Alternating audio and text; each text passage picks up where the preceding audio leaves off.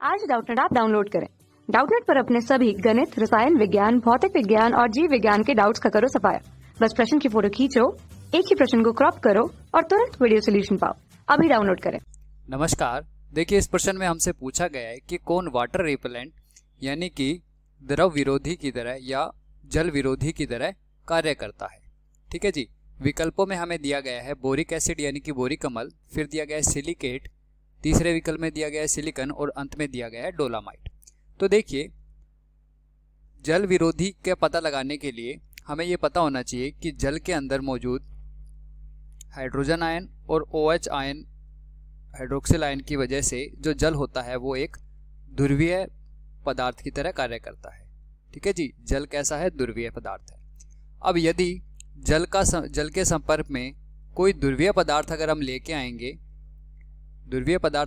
आएंगे तो इन दोनों के मध्य आकर्षण होता है। इनके मध्य क्या होगा? आकर्षण होगा।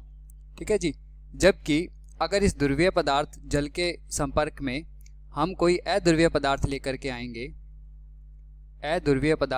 आएंगे जैसे कि हाइड्रोकार्बन, तो उस स्थिति में क्या होगा? अध्रुवीय पदार्थों और ध्रुवीय पदार्थों के मध्य यानी कि जल के मध्य क्या हो जाएगा?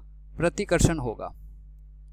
ठीक है जी। ये एक दूसरे को प्रतिकर्षित करेंगे, एक दूसरे में ये घुल नहीं पाएंगे, जैसे कि जल और तेल। ठीक है जी।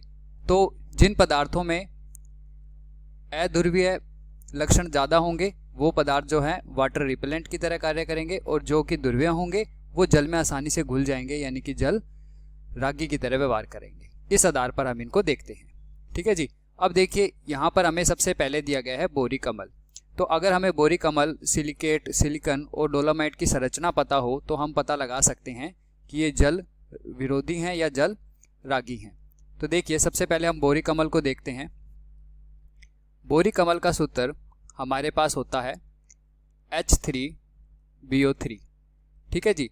बोरिक अम्ल की संरचना कुछ इस प्रकार होती है। इसमें बोरोन के साथ 3 OH समूह इस प्रकार से जुड़े रहते हैं। ठीक है जी। अब इन OH समूह के अंदर क्या पाया जाता है? हाइड्रोजन बंध पाया जाता है। ठीक है जी। ऑक्सीजन और इन हाइड्रोजन की वजह से इनके अंदर क्या पाया जाता है? हाइड्रोजन बंध पाया जाता है। इसके अलावा साथ ही साथ यहाँ पर OH, बोरोन के साथ OH मौजूद होने की वजह से ये क्या होते हैं? OH आयन मौजूद होने की वजह से ये ध्रुवीय प्रकृति के होते हैं और ये जल में आसानी से घुल जाते हैं। ठीक है जी। तो ये वाटर रिपेलेंट की तरह कार्य नहीं करते हैं। फिर दूसरे विकल्प में हमें दिया गया था सिलिकेट। तो देखिए, सिलिकेट की संरचना कुछ इस प्रकार होती है जिसमें सिलिकन परमाणु मध्य में रहता है और 4 ऑक्सीजन परमाणु जो होते हैं इसके साथ इस संरचना में जुड़े रहते हैं। ठीक है जी। अब इस संरचना में आप ध्यान से देखें तो ऑक्सीजन जो है, यहाँ पर ऑक्सीजन की वजह से ये जो पदार्थ है ये कैसा हो जाता है? ध्रुवीय हो जाता है। ठीक है जी। यहाँ पर सिलिकन के ऊपर धनायन है और इन ऑक्सीजन के ऊपर ऋणायन होने की वजह से ये पदार्थ क्या है? ध्रुवीय। और ध्रुवीय पदार्थ हम जानते हैं जल में आसानी से घुल जाता है, यानी कि वो क्या होता है? जल रागी होता है। तो ये भी वाटर रिपेलेंट की तरह कार्य नहीं करेंगे। फिर आगे चलते हैं। तीसरे विकल्प में हमें दिया गया था सिलिकन्स। ठीक है जी। अब सिलिकन्स की जब संरचना हम देखते हैं तो इसमें सिलिकन के साथ एक OH समूह और CH3 समूह जो है वो 2 एल्किल समूह जुड़े रहते हैं। ठीक है जी। अब ये जो 2 एल्किल समूह है, अब इसमें जो ये CH3 समूह सिलिकन के ऊपर मौजूद है ये क्या करते हैं? इन OH समूहों द्वारा जल के साथ बंध बनाने या हाइड्रोजन बंध बनाने की क्रिया को बिल्कुल कम कर देते हैं। ठीक है जी। इन CH3 समूह की वजह से ये जो पदार्थ है ये कैसा हो जाता है? इसकी ध्रुवीय प्रकृति कम हो जाती है। ध्रुवीय क्या हो जाता है? ये कम हो जाता है और ये जल में आसानी से नहीं घुलता। और जो सिलिकन है हमारे किसकी तरह व्यवहार करते हैं? एक जल विरोधी की तरह कार्य करते हैं। ठीक है जी। जल विरोधी पदार्थ की तरह कार्य करते हैं, वाटर रिपेलेंट की तरह कार्य करते हैं। ठीक है जी। और ये रबड़ की तरह जैसे दिखने वाले पदार्थ होते हैं। फिर बात करते हैं हमारे चौथे विकल्प डोलामाइट की। तो डोलामाइट के अंदर क्या होता है? इसका सूत्र होता है CaMgCO3 की ट्वाइस। इसमें कैल्शियम और मैग्नीशियम के कार्बोनेट मिक्स होते हैं। इसकी संरचना कुछ इस प्रकार होती है कि कार्बोनेट समूह के साथ मैग्नीशियम और कैल्शियम जो होते हैं इस प्रकार से जुड़े रहते हैं। ठीक है जी। इसमें 2 कार्बोनेट समूह और मैग्नीशियम और कैल्शियम के आयन होते हैं।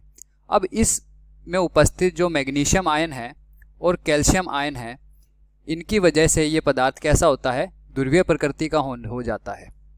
ठीक है जी, इन आयनों की वजह से इसमें क्या होता है, ध्रुवीय गुण होता है, और ये क्या होता है, जल में विलयशील होता है या जल में आसानी से घुल जाता है। ठीक है जी, तो इस वजह से क्या है, ये भी क्या है, एक जल रागी पदार्थ है।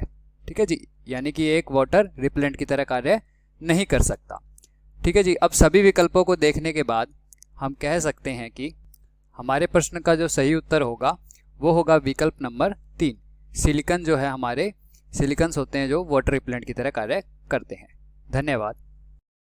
कक्षा 6 से 12वीं से लेकर नीट, IIT, JEE वो एडवांस के लेवल तक 1 करोड़ से ज्यादा छात्रों का भरोसा। आज ही डाउनलोड करें डाउटनेट ऐप या व्हाट्सएप करें अपने सारे डाउट्स 8400 400 400 पर।